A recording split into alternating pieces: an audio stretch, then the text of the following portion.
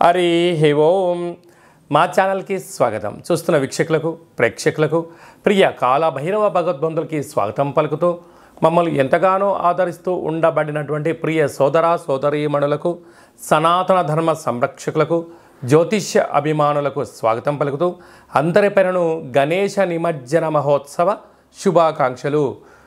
గంగా తీరం వైపు వెళ్తున్నటువంటి గణపతి స్వామివారిని ఒక ఆశీస్సులు.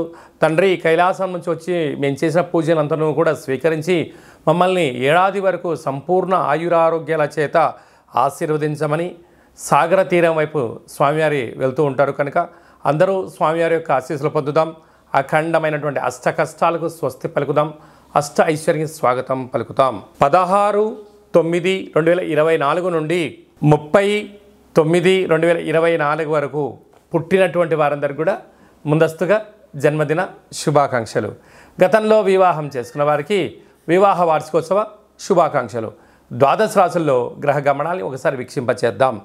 వృషభ రాశిలో దేవగురు బృహస్పతి శత్రుస్థానంలో సంచార స్థితి. మిథున రాశిలో కుజ భగవానుడు సంచార స్థితి. సింహరాశిలో బుధ భగవానుడు సంచార స్థితి. కన్యరాశిలో త్రిగ్రహ కూటమి రవి శుక్ర కేతు సంచార స్థితి. కుంభరాశిలో శని భగవానుడు స్వక్షేత్ర తిరోగమన వక్రగమన సంచార స్థితి. మీనరాశిలో రాహు సంచార స్థితిలో ద్వాదశ రాశుల్లో గ్రహ గమనాలు ఈ విధంగా ఉన్నాయి.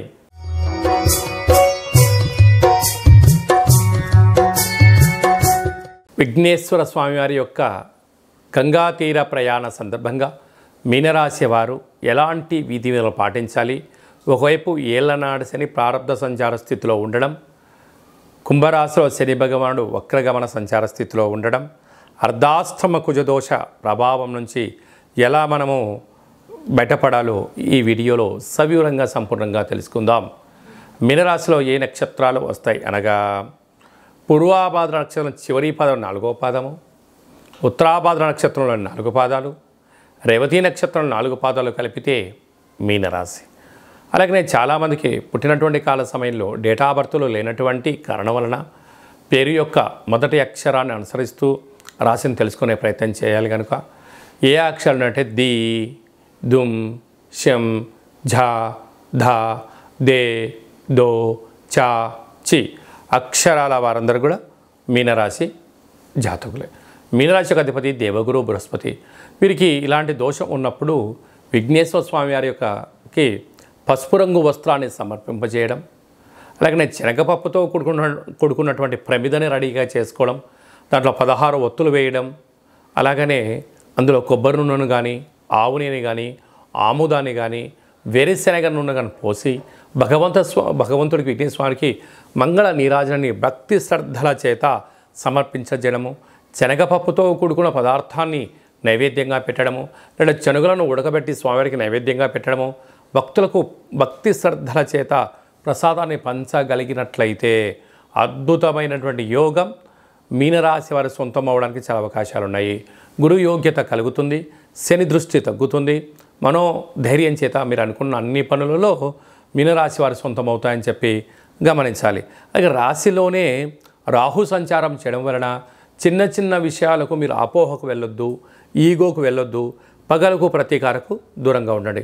తృతీయంలో గురు సంచార స్థితి ఉండడం వలన గతించినటువంటి పెద్దవారికి మీరు మహాలయ పక్షాల సందర్భంగా మీరు వాడికి తృప్తి కోసం చేయగలిగినట్లయితే గురు యోగ్యత కలిగి గురుబలం కలిగి అంతా మీకు శ్రీరామ రక్ష అని చెప్పి గమనించాలి.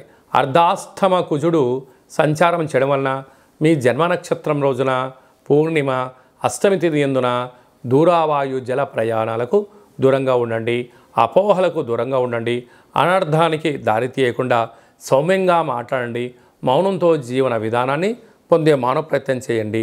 సప్తమంలో 3 గ్రహాల సంచార స్థితి ఉండడం వలన ప్రేమికుల మధ్య, భార్యాభర్తల మధ్య, పార్ట్నర్షిప్ వ్యవహారాల మధ్య స్వల్పమైనటువంటి అభిప్రాయ భేదాలు వచ్చే అవకాశాలు ఉన్నాయి. వీటిని చిరునవ్వుతో స్వీకరించండి, మౌనంగా ఉండండి.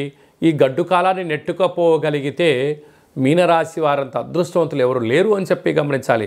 లేదు పగలకు వెళ్తాను, ప్రతీకాలకు వెళ్తాను, పంతాలకు వెళ్తాను అంటే ఉండేది పోయి ఉంచుకునేది పోయి అనేక రకాల వ్యాధులు మిమ్మల్ని కబలింపజేసే పరిస్థితి ఉంటుంది.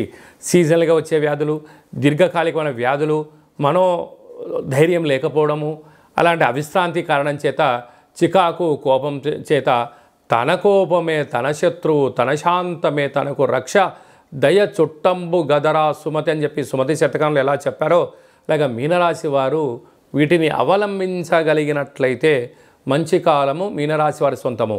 సాఫ్ట్వేర్లు, హార్డ్వేర్లు, సినిమా నటులు, జర్నలిస్టులు, యూట్యూబ్, వాట్సాప్, ఫేస్బుక్, క్రియేటివిటీ రంగాల్లో ఉండబడిన వారు, సినిమా రంగాల వారు, వ్యవసాయ సోదరిమణులు, హోటల్ వ్యాపారస్తులకు చాలా మంచి కాలం ఉందని చెప్పి గమనించాలి.